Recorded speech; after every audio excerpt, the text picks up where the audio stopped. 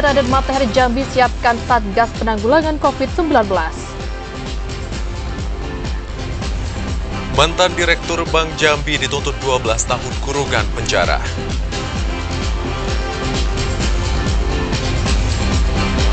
Bawaslu Kota Jambi temukan indikasi pelanggaran pemilu 2024.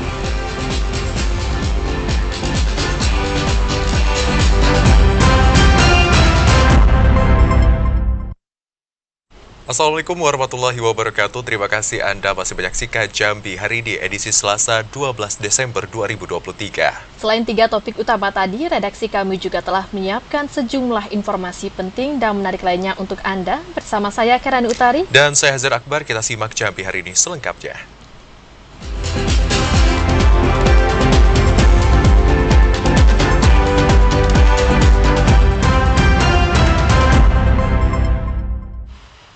Mengawali informasi Jambi hari ini, Saudara, Dinas Kesehatan Provinsi Jambi memastikan hingga saat ini belum ditemukan adanya kasus baru terkait dengan COVID-19 di Provinsi Jambi. Meski belum ada temuan kasus COVID-19, namun masyarakat diimbau untuk tetap menerapkan protokol kesehatan COVID-19. Dinas Kesehatan Provinsi Jambi memastikan belum ditemukan adanya kasus baru COVID-19 di Provinsi Jambi.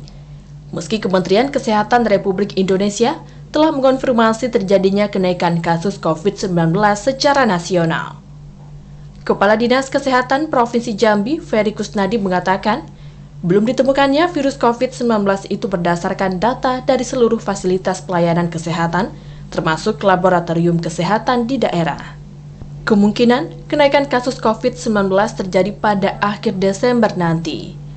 Setelah COVID-19 menjadi penyakit endemi, penanganan kasus baru COVID-19 akan dilakukan sesuai kemampuan daerah. Untuk memudahkan penanganan kasus COVID-19 jika terjadi peningkatan kasus bergejala, Dinas Kesehatan Provinsi Jambi tetap mendorong pihak rumah sakit untuk menyiapkan 10% tempat tidur yang tersedia. Di Jambi, laporan ya berdasarkan dengan pemeriksaan rutin yang dilaksanakan oleh masing-masing Pasienkes dan Labkesda, di Jambi sih belum ada peningkatan. Karena kan ya mungkin kita biasanya berjarak ya antara Jakarta dengan Jambi itu jaraknya sekitar 2 minggu.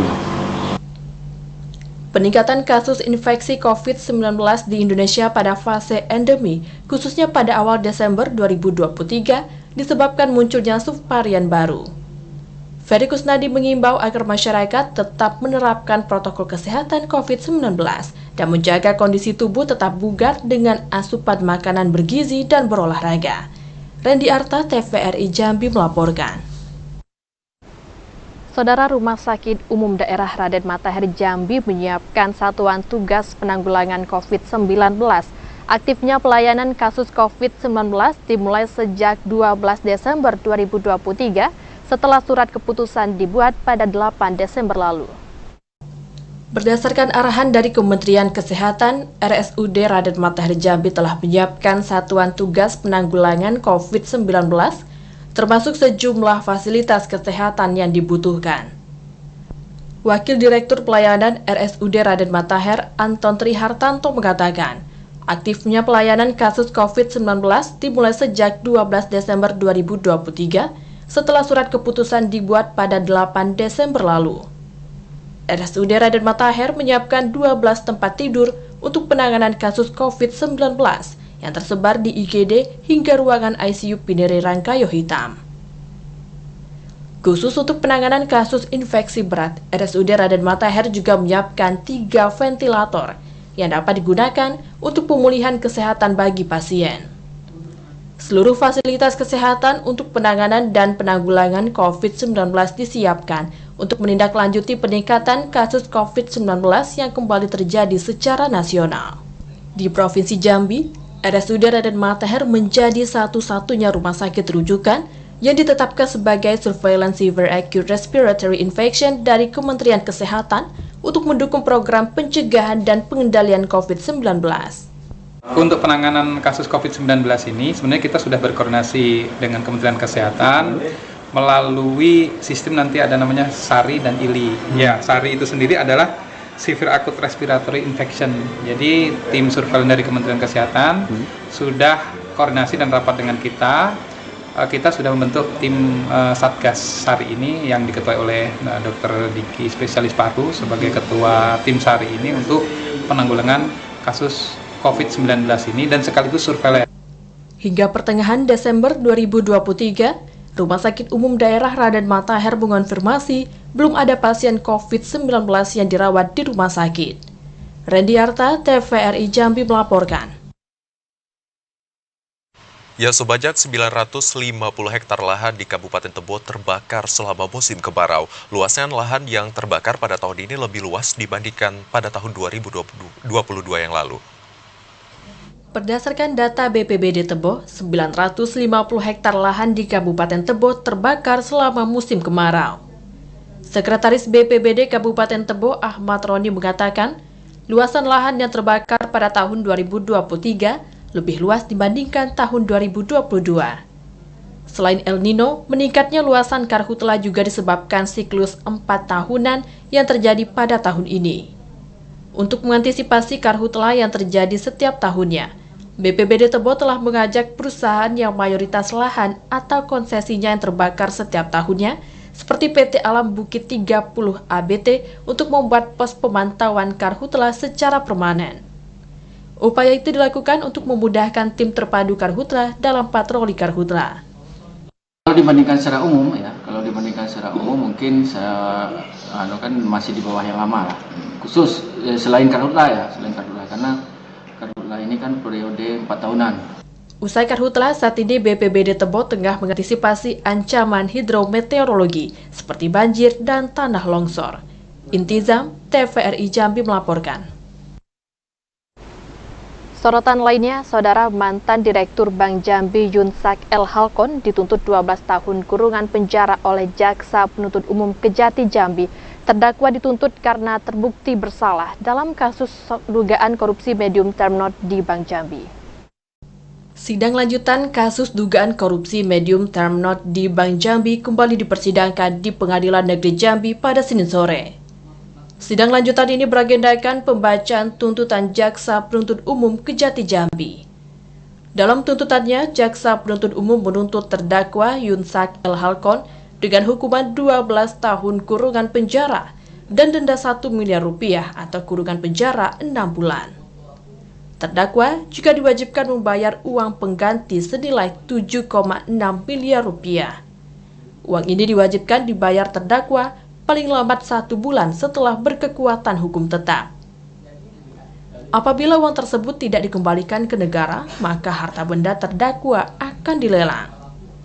Apabila harta benda terdakwa tidak mencukupi, maka akan diganti dengan masa kurungan penjara selama 6 tahun. Ya, yang jelas sesuai dengan fakta-fakta di persidangan dan dari keterangan para saksi serta alat bukti yang kita sampaikan kepada majelis hakim di depan persidangan, ya, barang bukti menurut kami jaksa penuntut umum bahwa terdakwa telah terbukti sebagaimana yang dengar kita dengar bersama, sehingga menurut kami bahwa rahmat tersebut sudah pas sesuai dengan apa yang diperbuat oleh. Sidang lanjutan itu akan kembali digelar pada Senin mendatang dengan agenda pembelaan terdakwa. Asyar, TVRI Jambi melaporkan. Dikarenakan memenuhi syarat, Saudara, 7 warga binaan lapas kelas 2B Muara Bungo diusulkan menerima remisi Natal 2023 dan Tahun Baru 2024. Remisi itu disambut sukacita oleh 7 WBP yang diusulkan mendapatkan remisi. Sukacita menyambut perayaan Natal menjadi salah satu momentum yang ditunggu oleh umat Nasrani, tak terkecuali bagi narapidana maupun warga binaan pemasyarakatan WBP yang tengah menjalani proses hukuman di penjara.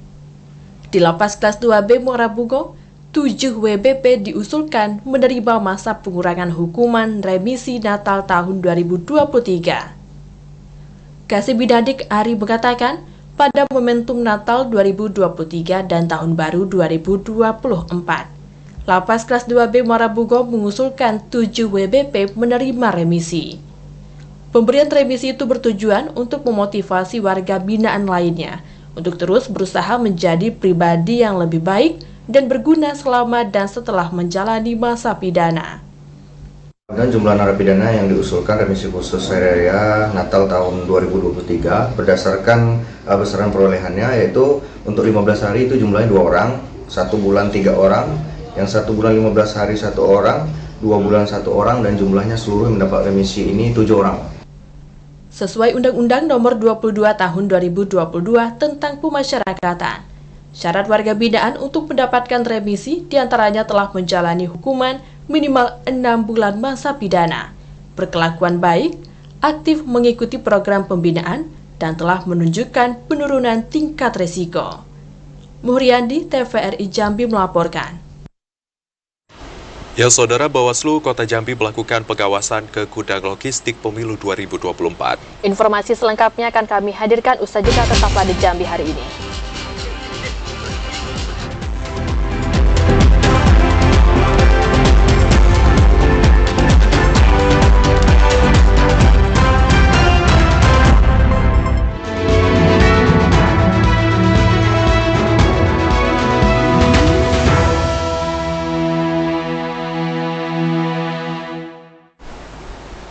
Terima kasih Anda masih menyaksikan Jambi hari ini dalam segmen menuju pemilu 2024. Saudara Ketua Bawaslu Provinsi Jambi, Wen Arifin, menyatakan laporan dugaan pelanggaran pemilu dengan terlapor Gubernur Jambi bukan pelanggaran pemilu. Keputusan itu merupakan hasil klarifikasi yang dilakukan kepada pihak terlapor maupun pelapor termasuk para saksi. Ketua Bawaslu Provinsi Jambi, Wen Arifin, menyatakan laporan dugaan pelanggaran pemilu dengan terlapor Gubernur Jambi Al-Haris yang dilaporkan tim pemenangan Capres-Cawapres Ganjar Pranowo Mahfud MD untuk Provinsi Jambi bukan pelanggaran pemilu. Wen Arifin menjelaskan keputusan itu merupakan hasil klarifikasi yang dilakukan kepada pihak terlapor maupun pelapor termasuk para saksi. Bahkan berdasarkan klarifikasi seluruh saksi, tidak ada satupun saksi yang menyatakan bahwa pertemuan yang dilakukan di peranginan rumah dinas gubernur itu mengarah ke pembicaraan politik pemenangan untuk capres-cawapres tertentu. Pertemuan yang menjadi pokok persoalan murni dalam rangka penyambutan tamu pusat di daerah, yang dalam hal ini merupakan Wakil Ketua MPR RI Yandri Susanto. Kehadiran sejumlah pengurus partai politik dalam pertemuan itu juga dinyatakan bukan dalam rangka undangan, namun ingin bertemu gubernur dan diajak untuk sarapan pagi bersama. Pembahasan dalam pertemuan itu juga terkait dengan penyelesaian berbagai persoalan di Provinsi Jambi dalam upaya mempercepat pembangunan daerah. Atas analisis itu, Bawaslu Provinsi Jambi secara otomatis tidak menindaklanjuti laporan untuk Gubernur Jambi Al-Haris karena dinyatakan bukan pelanggaran pemilu. Ada 2 poin. Pertama, hadirnya kegiatan di situ adalah dalam rangka jamuan gubernur kepada wakil ketua MPR. Kemudian yang lain atau peserta yang lain tidak dalam rangka undangan gubernur, tapi memang hadir di rumah dinas ingin bertemu. Wen Arifin menambahkan keputusan itu resmi menjadi jawaban atas laporan adanya dugaan pelanggaran pemilu yang dilakukan Gubernur Al-Haris. Randy Arta, TVRI Jambi melaporkan. Sementara itu, Saudara, Bawaslu Kota Jambi menemukan indikasi pelanggaran pemilu 2024 dan saat ini Bawaslu masih melakukan kajian dugaan pelanggaran pemilu itu karena belum adanya laporan resmi. Bawaslu Kota Jambi belum menerima laporan resmi terkait dugaan pelanggaran pemilu. Namun Bawaslu mulai menemukan indikasi pelanggaran terjadi yang kini masih dalam kajian lebih lanjut. Sehingga Bawaslu belum bisa memastikan apakah indikasi pelanggaran itu menyalahi aturan atau tidak. Karena sejauh ini Bawaslu belum menerima laporan secara resmi terkait dugaan pelanggaran pemilu. Anggota Bawaslu Kota Jambi, Hazairin, menegaskan masa kampanye di Kota Jambi masih berjalan aman dan kondusif. Meski demikian, pihaknya tetap melakukan pengawasan jalannya masa kampanye pemilu 2024. Serta mengimbau peserta pemilu agar tetap melakukan kampanye yang sehat, sehingga pemilu 2024 di Kota Jambi tetap berjalan aman dan damai. Pelanggaran yang dimasukkan ke Bawaslu sampai dengan 1 minggu berjalan proses kampanye di Kota Jambi memang belum ada, tapi proses pengawasan kampanye di setiap kegiatan kampanye oleh setiap partai politik itu tetap dilakukan. Diketahui masa kampanye pemilu 2024 dilakukan sejak 28 November 2023 hingga 10 Februari 2024. Selama kampanye, Bawaslu Kota Jambi tetap melakukan pengawasan kepada masing-masing kontestasi pemilu. Joko TVRI Jambi melaporkan. Bawaslu Kota Jambi melakukan pengawasan ke gudang logistik pemilu 2024. Pengawasan itu, saudara, dilakukan untuk memastikan kelayakan gudang yang dipakai, terutama saat musim penghujan.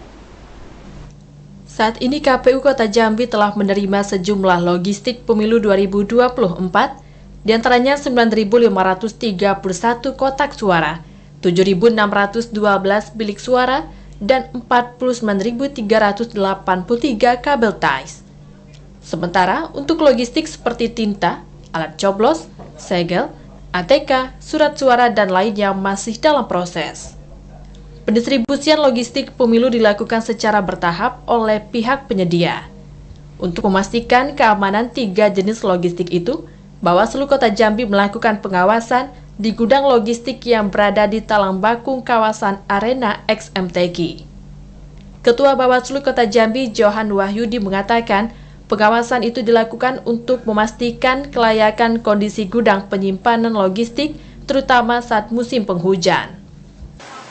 Baik, Bawaslu Kota Jambi hari ini mencoba memastikan bahwasanya logistik yang sudah masuk di KPU Kota Jambi, yaitu berupa kotak suara, bilik suara, dan kabel tis, ini masih tersimpan dengan baik. Johan Wahyudi menambahkan pihaknya terus melakukan pengawasan melekat baik pada saat kedatangan logistik maupun proses sortir agar sesuai prosedur. Tak hanya itu, Bawaslu minta pihak KPU memperketat penjagaan yang ada di gudang logistik pemilu 2024. Andri Wijaya, TVRI Jambi melaporkan. Sementara itu, Saudara, KPU Batanghari mulai melakukan penerimaan kelompok penyelenggaraan pemungut suara atau KPPS, di mana 7 orang akan ditempatkan di setiap TPS yang tersebar di 8 kecamatan.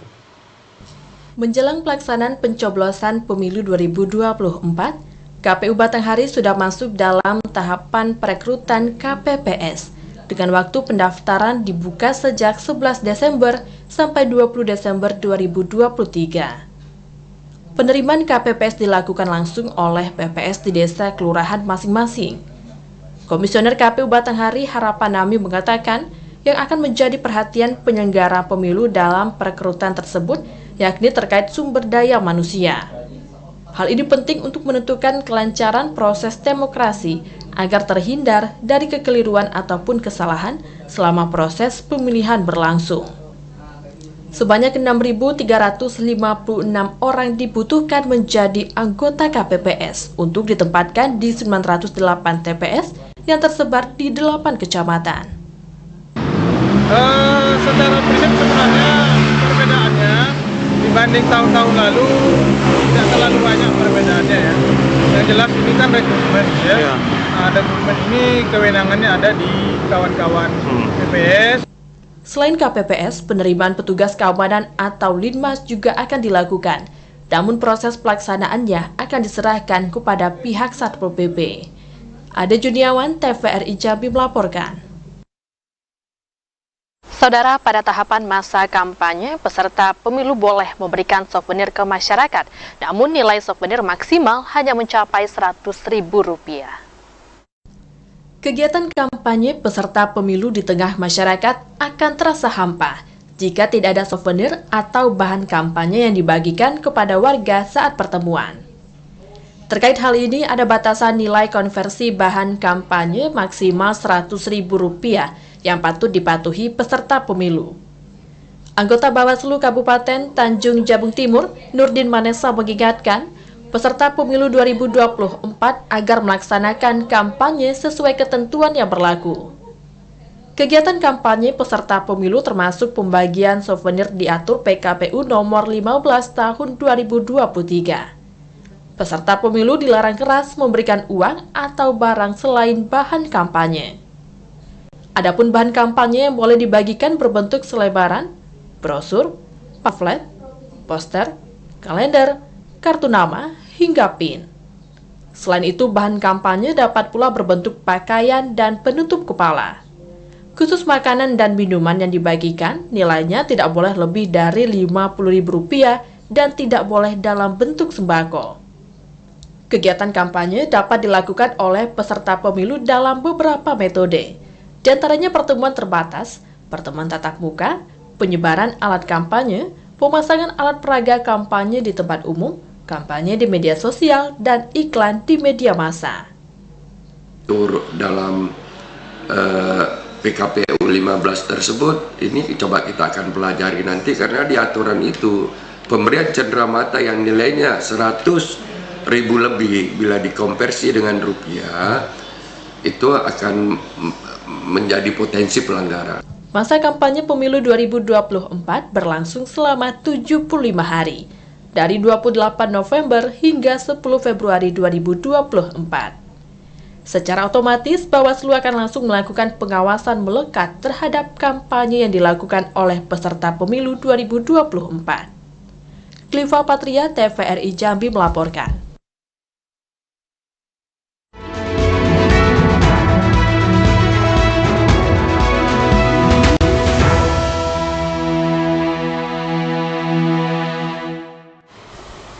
Saudara, penjabat Bupati Sarolangun serahkan bantuan alat pengolahan hasil pangan lokal kepada kelompok wanita tani. Informasi selengkapnya akan kami hadirkan usai jeda. Tetaplah bersama kami dalam segmen advertorial.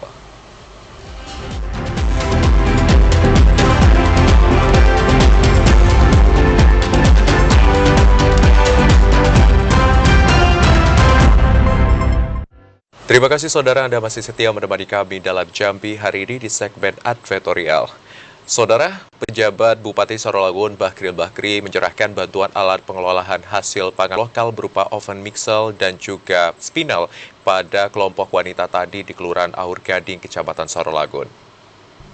Guna membantu kelompok tani dalam meningkatkan hasil dan produktivitas pengolahan pangan, pemerintah Kabupaten Sarolangun memberikan sejumlah bantuan.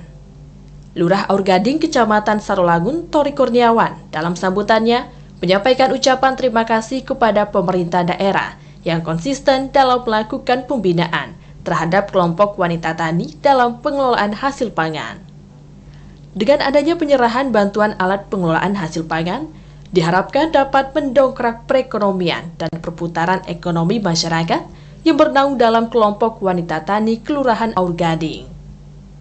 Pelaksana tugas Kepala Dinas Ketahanan Pangan Pemerintah Kabupaten Sarolangun Muhammad menyampaikan harapannya kepada seluruh pengurus dan anggota KWT untuk memanfaatkan alat-alat tersebut guna meningkatkan usaha UMKM yang selama ini dijalankan, serta untuk meningkatkan kualitas hasil pangan lokal.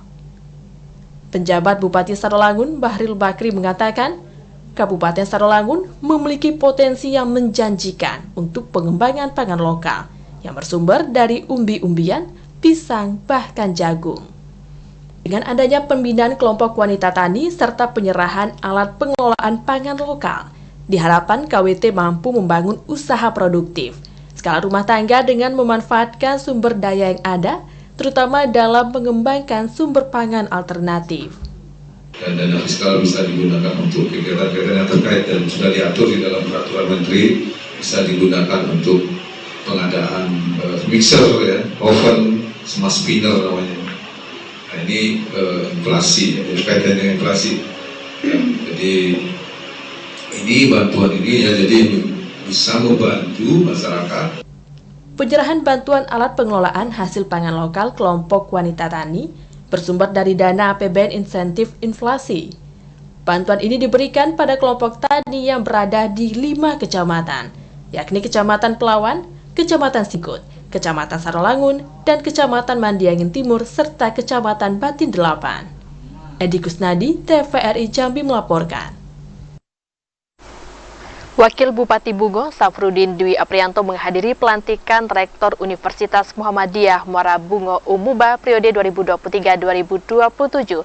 Safrudin Dwi Aprianto menilai Umuba mempunyai peran penting dalam meningkatkan pembangunan SDM di Kabupaten Bungo.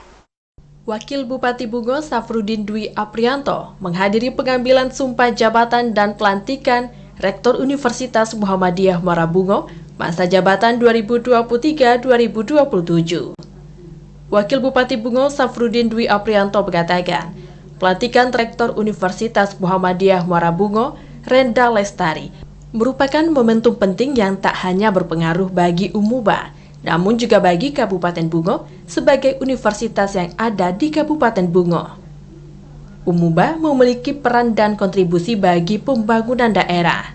Umuba menjadi wadah pendidikan, membina dan menempa karakter generasi penerus bangsa, serta mencetak kader-kader intelektual yang mampu memberikan sumbangsi termasuk dalam bentuk pemikiran untuk membangun dan memajukan daerah.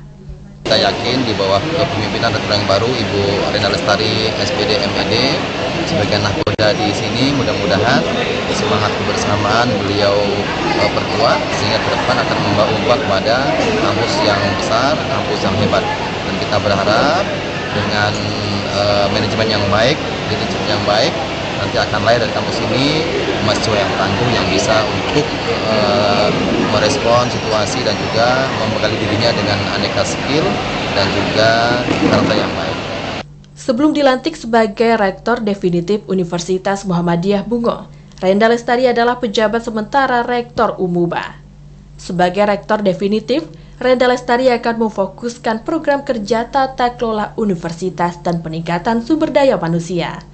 Muryandi, TVRI Jambi melaporkan. Guna menyosialisasikan penyelenggaraan ibadah haji di Provinsi Jambi pada tahun 2024, Kantor Wilayah Kementerian Agama Provinsi Jambi menggelar media gathering transformasi digital dalam penyelenggaraan ibadah haji pada Kementerian Agama RI. Kantor Wilayah Kementerian Agama Provinsi Jambi menggelar media gathering transformasi digital dalam penyelenggaraan ibadah haji tahun 2024 di salah satu hotel di Kota Jambi pada Senin siang. Kegiatan yang dihadiri sejumlah pimpinan media dan organisasi pers ini digelar untuk menyosialisasikan penyelenggaraan ibadah haji di Provinsi Jambi pada tahun 2024 mendatang. Kabid Penyelenggaraan Haji dan Umroh Kantor Wilayah Kementerian Agama Provinsi Jambi Wahyudi mengatakan, kegiatan ini diharapkan dapat memberikan informasi kepada masyarakat atau calon jemaah haji terkait teknis hingga persiapan sebelum diberangkatkan ke Tanah Suci. Setidaknya terdapat beberapa tahapan yang akan dilakukan oleh para calon jemaah haji sebelum diberangkatkan. Salah satunya, para calon jemaah diwajibkan melakukan pengecekan kesehatan terlebih dahulu. Pengecekan kesehatan dilakukan lebih awal guna memastikan seluruh calon jemaah haji dalam keadaan sehat, baru dapat melanjutkan proses pelunasan pembayaran haji. Untuk pelaksanaan haji tahun 2024 ada perubahan mendasar, di mana didahulukan istitoah kesehatan, baru kemudian itu menjadi dasar jamaah melunasi. Berbeda dengan tahun sebelumnya, jamaah melunasi, baru dia cek kesehatan. Ini untuk membangun kondisi jamaah yang memang betul-betul siap berangkat atau dalam istilah kita istitoah kesehatan, memiliki kemampuan kesehatan. Tetapi proses ini kan memang tidak mudah, tetapi koordinasi dengan lintas sektoral dengan Dinas Kesehatan, bahwa Pak Jamaah sekarang sudah mulai di minggu kedua berdasarkan surat edaran dari Kemenkes dan yang kita terima juga dari pusat. Selain itu, para calon jemaah haji juga diimbau untuk menjaga kesehatan sebelum diberangkatkan dengan menjaga pola hidup sehat. Asyar, TVRI Jambi melaporkan. Saudara, harga komoditi cabai di pasar tradisional Seketi, Jambi mulai turun. Informasi selengkapnya akan kami hadirkan usai jeda berikut, tetaplah bersama kami.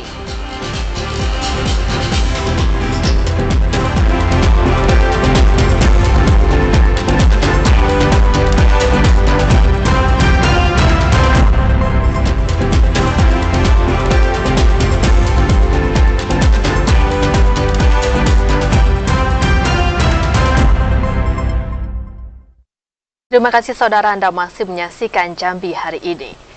Saudara, menjelang Natal dan Tahun Baru, pemerintah Kota Jambi menjamin ketersediaan daging segar. Pemerintah akan menyiapkan daging segar dan daging beku untuk mencukupi kebutuhan masyarakat. Jelang Hari Raya Natal dan Tahun Baru, kebutuhan bahan pokok masyarakat di Kota Jambi akan meningkat, termasuk kebutuhan daging segar, baik daging sapi maupun daging kerbau. Terkait hal itu, pemerintah Kota Jambi menjamin ketersediaan daging segar tercukupi hingga perayaan Natal dan Tahun Baru. Bahkan pemerintah menyiapkan daging segar yang ada di Rumah Potong Hewan Kota Jambi.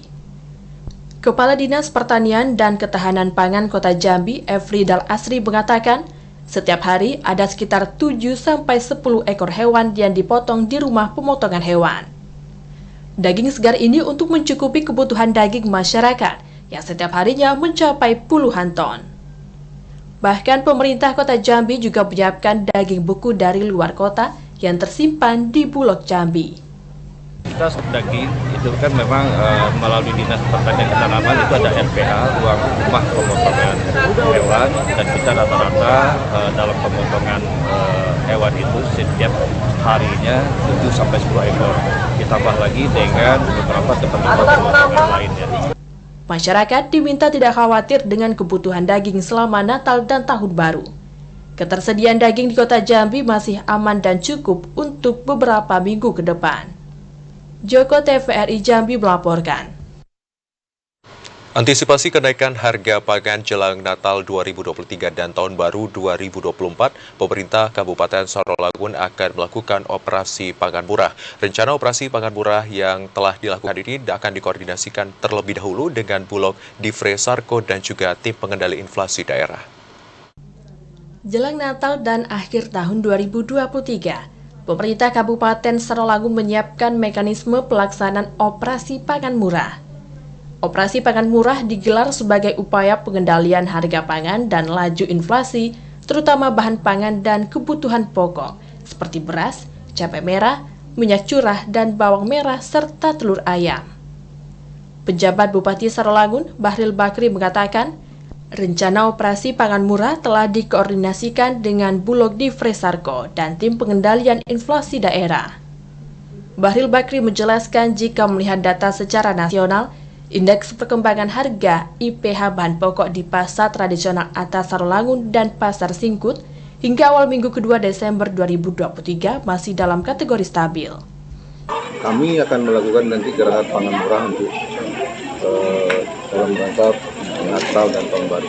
Alhamdulillah stabil, harganya stabil, kita masih bisa mengontrol harga pangan yang ada. Pemerintah Kabupaten Sarawangun akan menyiapkan berbagai upaya untuk mencegah kenaikan harga pangan menjelang peringatan Nataru, seperti operasi pangan murah maupun inspeksi mendadak ke sejumlah pasar. Edi Gusnadi, TVRI Jambi melaporkan. Intervensi yang dilakukan pemerintah Provinsi Jambi membuahkan hasil. Harga cabai di Pasar Sengeti Muaro Jambi kini mulai turun. Sekda Budi Hartono mengatakan cabai yang dijual di Pasar Sengeti merupakan stok dari Pasar Angso 2 Jambi. Menjelang perayaan Natal dan Tahun Baru, harga semua jenis cabai di pasar tradisional Sengeti mulai berangsur turun. Harga cabai merah turun menjadi Rp70.000 per kilogram, dari sebelumnya Rp80.000. Cabai rawit dari harga Rp80.000 menjadi Rp75.000 per kilogram. Sekretaris Daerah Muaro Jambi Budi Hartono mengatakan, penurunan harga cabai dipengaruhi intervensi yang dilakukan pemerintah Provinsi Jambi, yakni dengan menyediakan cabai di Pasar Angso 2 Jambi, sehingga stok cabai aman dan tercukupi.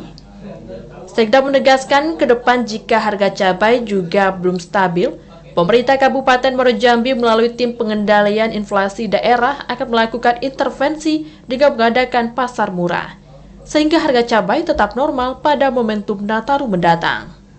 Yang terkait itu memantau perkembangan harga cabai yang belakangan ini meroket ya, tapi ternyata informasi yang kami dapat dari Kepala Dinas bahwa sekarang sudah ada kecenderungan untuk turun. Intervensi dilakukan dengan menggunakan anggaran BTT yang tersedia pada APBD pemerintah Kabupaten Muaro Jambi. Sekda Budi Hartono menjelaskan komoditas cabai yang dijual oleh para pedagang di Pasar Sengeti merupakan stok cabai dari Pasar Angso 2 Jambi. Azam Afnan, TVRI Jambi melaporkan.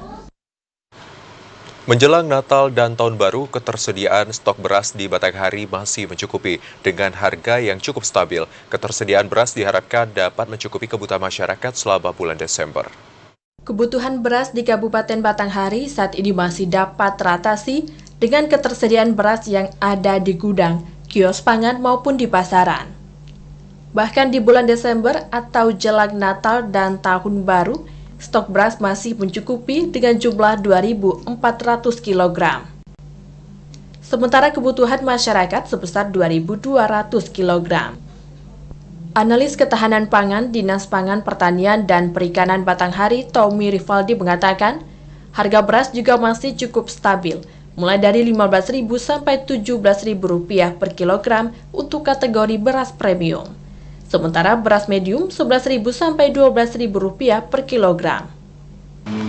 Menjelang di Desember 2023 ini, menurut data yang aplikasi yang kami olah itu, kita kebutuhannya sekitar 2.200-an. Pemerintah kabupaten berharap stabilnya harga serta ketersediaan bahan pangan beras ini dapat mencukupi hingga akhir tahun dan tidak terjadi kelangkaan yang dapat memengaruhi harga jual. Ade Juniawan, TVRI Jambi melaporkan. Para ibu rumah tangga menyerbu pasar murah yang digelar di kawasan Tugu Kris Ginjai, Kota Jambi. Pasar murah ini digelar untuk menekan kenaikan harga bahan pokok dan mengantisipasi inflasi jelang akhir tahun. Masyarakat Kota Jambi yang didominasi ibu rumah tangga menyerbu pasar murah yang digelar pemerintah di kawasan Tugu Kris Ginjai, Kota Jambi. Mereka menyerbu stand yang menjual kebutuhan bahan pokok seperti cabai, beras, gula, minyak goreng, dan lain sebagainya. Salah seorang warga Kota Jambi, Ida, mengatakan harga bahan pokok yang dijual lebih murah dibandingkan harga di pasar tradisional. Seperti harga gula pasir yang hanya dijual Rp14.000 per kilogram. Sementara harga di pasar tradisional mencapai Rp17.000 per kilogram. Pasar murah dianggap dapat membantu perekonomian masyarakat. Beli minyak, beli gula, lumayan lah kalau di swalayan kan harganya 17-an, kalau gula kan kami pakai gula. Di sini berapa? Di sini 14.000. Lebih murah Bu ya? Lebih murah, masih untuk 3.000-an. Pasar murah tersebut digelar oleh pemerintah Kota Jambi untuk menekan harga bahan pokok agar tidak melambung tinggi jelang Natal dan Tahun Baru, sehingga inflasi di Kota Jambi bisa tetap terkendali dengan baik. Joko, TVRI Jambi melaporkan. Kesorotan lainnya, Saudara, Liga 3 Asprop PSSI Jambi resmi bergulir. 9 klub ikut serta dalam laga bergengsi tersebut, di mana pembukaan ditandai dengan pertandingan eksibisi antara 3 tim sepak bola legend yang ada di Provinsi Jambi. Ketua Asprop PSSI Jambi Muhammad Fadil Arif resmi membuka pertandingan Liga 3 Jambi yang digelar di Stadion Utama Kodi Kabupaten Batanghari. Sebanyak 9 klub ikut ambil bagian dalam laga bergengsi 3 tahunan ini dan akan berlangsung sampai 23 Desember 2023 nanti. Dimulainya pertandingan ditandai dengan laga eksibisi antara tim Pesibri All Star melawan tim gabungan ofisial Liga 3 serta Muaro Jambi Legend. Ketua Asprop PSSI Jambi Muhammad Fadil Arif menyampaikan, Liga 3 diharapkan menjadi spirit untuk kemajuan sepak bola Jambi. Dengan adanya momentum tersebut juga bisa memacu semua pengurus PSSI di Provinsi Jambi untuk aktif meningkatkan pembinaan tim sepak bola di daerahnya. Ini banyak orang yang tidak punya, sehingga pada saat dia pintar tapi tidak bisa berkolaborasi dengan orang lain. Pada saat dia mampu, dia tidak pernah bisa menghargai orang lain. Seolah hidupnya bisa dengan dirinya sendiri. Asprop PSSI Jambi juga terus berupaya meningkatkan mutu serta kualitas pemain sepak bola Jambi lewat program pembinaan yang saat ini telah disusun oleh masing-masing ASKAP maupun ASKOT PSSI Jambi. Ade Juniawan, TVRI Jambi melaporkan. Saudara, informasi tadi sekaligus menutup perjumpaan kita dalam Jambi hari ini. Terima kasih atas perhatian dan kebersamaan Anda. Saya Hazard Akbar. Dan saya Kerani Utari bersama kerabat kerja yang bertugas. Pamit undur diri. Wassalamualaikum warahmatullahi wabarakatuh dan sampai jumpa.